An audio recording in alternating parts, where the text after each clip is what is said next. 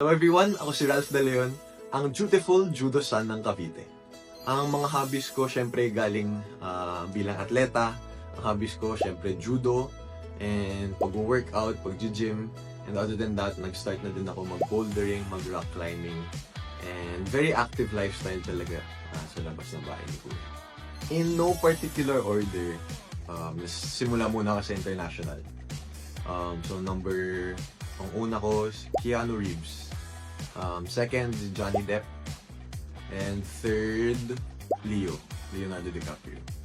And then sa local, si Direk Coco Martin and Kuya Joshua Garcia. Usually sa mga bahay-bahay po ng mga kaibigan ko, and sa bahay ko din po usually yun yung mga tambayan namin. And doon po talaga, mga favorite kong times, doon po talaga nabubuo sa mga memories po na yun, hindi ko makakalimutan.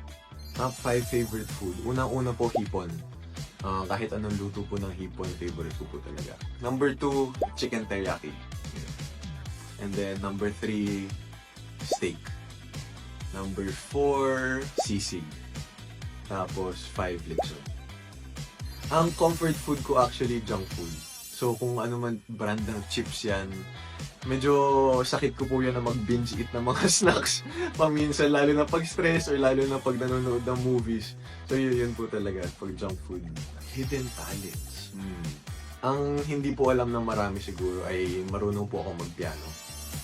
Medyo rusty la po kasi ilang years na din kasi akong hindi nag-lessons. Pero every now and then I still try and learn a new piece pag may time. Siguro yung biggest fear ko, medyo deep, na at the end of it all, na hindi ako maging satisfied sa mga nagawa ko sa buhay ko.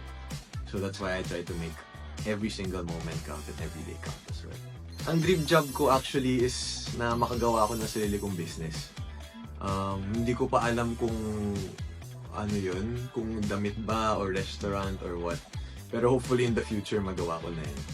One thing I can't live without talaga is my family. So as you may have heard from my story, malaking parte po ng buhay ko talaga ang aking pamilya. And I've grown up ever since with my lolas, my lolos, my titos, mga pinsan ko po. And syempre my immediate family. And they have been such a big support system throughout my whole life, and I can't imagine one without them.